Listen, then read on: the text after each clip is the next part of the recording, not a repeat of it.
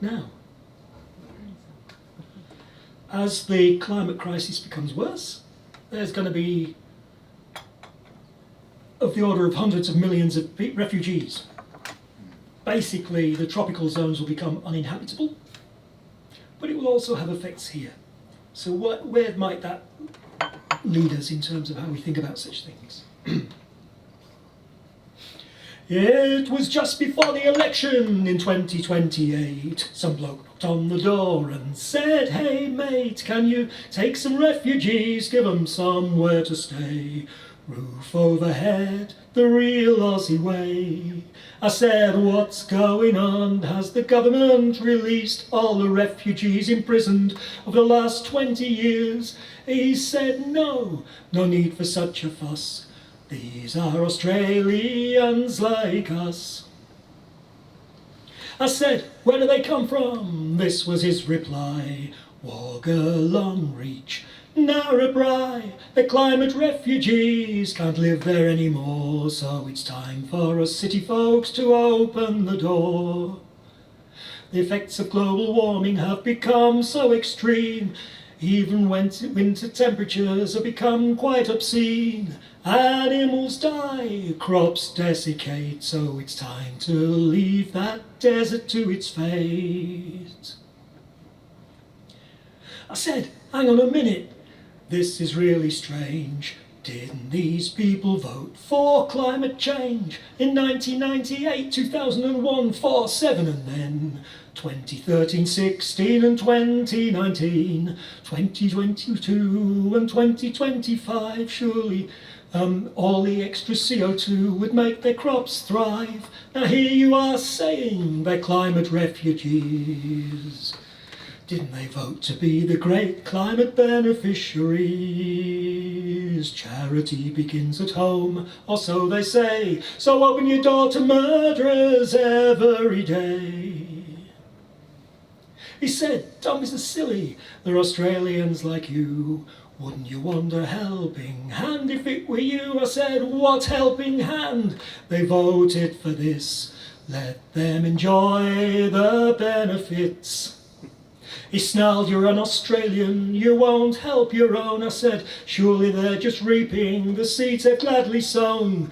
Let them enjoy the harvest, and if they die, they'll die happy, knowing it's for free enterprise.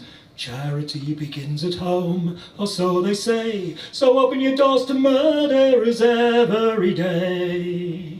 He started to get aggressive and banging on the wall. He said, "Have you no morality at all?" I said, "Yes, I have. So let's think it through. These people voted to harm my children too. Why should I let them near my family? They voted for decades to harm my family and me, to suck the last juice out of this land and then dump it and run and expect an open hand. Charity begins at home, or so they say, so open your doors to murderers every day." He screamed, "You're so divisive, I'll get the cops on you," like there's nothing divisive about the earth getting screwed and being told fuck off and die while I grab what I can get, and then being expected to forgive and forget. I'll take any number of real refugees, crushed by violence and driven to their knees, but those who voted for decades for their own destruction, and that of me and my family, get no such consideration. Charity begins at home, or so they say, so open your doors to murderers every day.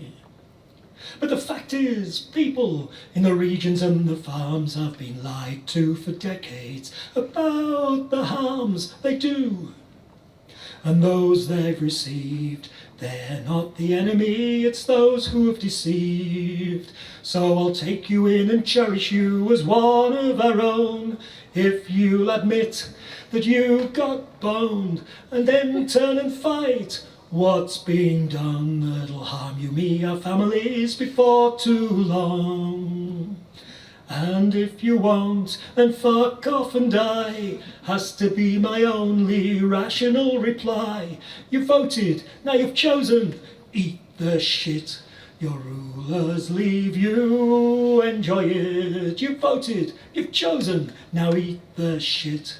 Your rulers have left you, enjoy it. Charity begins at home, or so they say. So open your doors to murderers every day. Charity begins at home, or so they say. So open your doors to murderers every day. Yes, charity begins at home, or so they say. So open your doors to murderers, open your doors to murderers, open your doors to murderers every day.